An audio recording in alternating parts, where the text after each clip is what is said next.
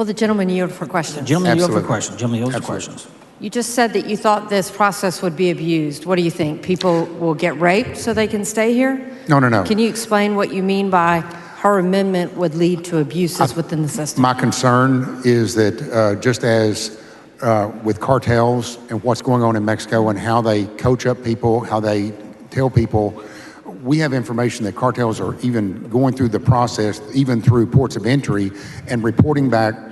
They send people through, they're reporting back about how to game our system and how to take advantage of that. And so the concern is here that there will be others that would likewise coach folks, through the cartels and explain to them, here's what you need to do to bypass the effects of House Bill 4. But if you say coach, having sperm show up in your vagina or bruises or evidence that would be found by a sane nurse, that's not something somebody can coach, right?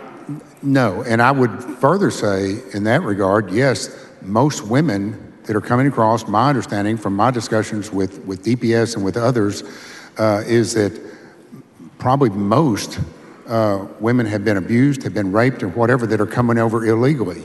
And so the whole purpose of House Bill 4 is to deter that and deter that type of activity. But the concern here is that is not to apprehend women at one of these facilities. That is not it at all. The purpose here is to not create unfairly and overbroad safe places for people to take advantage of this system.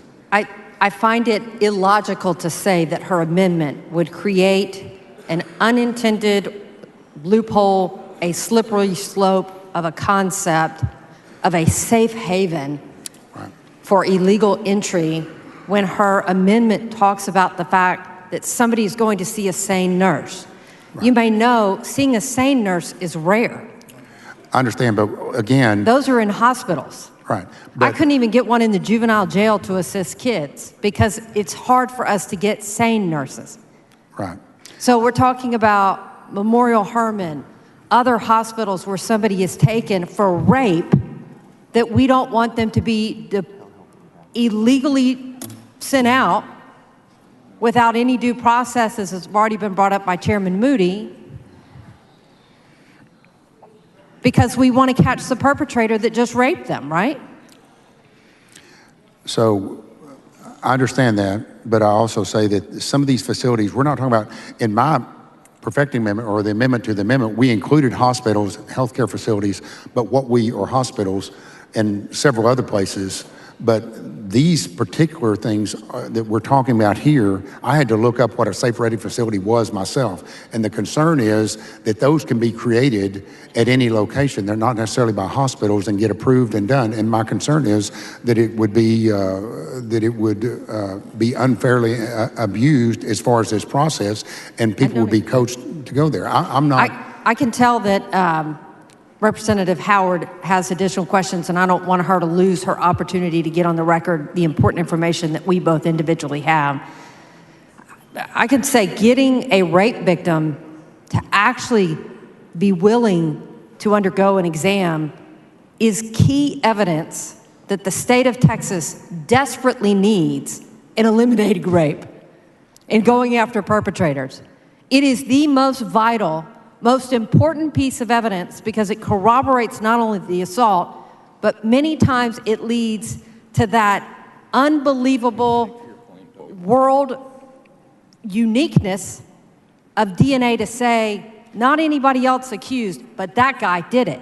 It is the most critical piece of evidence, and all she's asking, because we know this is going to pass, all she's asking is that you have an amendment that says somebody who is going in for a rape exam knows that that's a safe space, because that's good public policy for the rest of us, so that a rapist doesn't go free because he happens to pick somebody who may not be a citizen of the United States.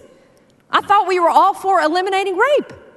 Yeah, I'm very much for eliminating rape. In fact, I think that the purpose of House Bill 4 is to eliminate the countless rapes and abuses that are going on crossing our border because we've allowed an open border because our federal government has failed to secure our border. And so that's why, that is what is perpetuating some of this. Tons of state laws to discourage the rape of women, sexual assault, human trafficking. So as far as do we need another law on the book to discourage rapists? We have plenty, but we don't have a law on the book that says if you're a rape victim and you happen to not be a citizen, well, we're going to catch you when you come in the door. This is the first law I can think of that we're going to pass that targets the victim of rape from disclosing to law enforcement the information that the rest of us in this room need to protect us from the actual rapist. All right. And again, the purpose of House Bill 4 move on. is no, not, we can't move on. We can't move on. This is what you got earlier. I'm not asking when to you move say, on. I know you're not Mr. Spiller, but whoever mouthed off, move on. This is the point. This is the point of the policy that we know is coming, that we can't even have a rational conversation about the fact you are, not you, but this is a simple amendment that just says, look, whatever you're saying you're intended, if you happen to be a rape victim that shows up to undergo a rape exam, that you're not going to fall under this provision, which will chill an already unbelievably chilled population from coming forward to law enforcement. Right.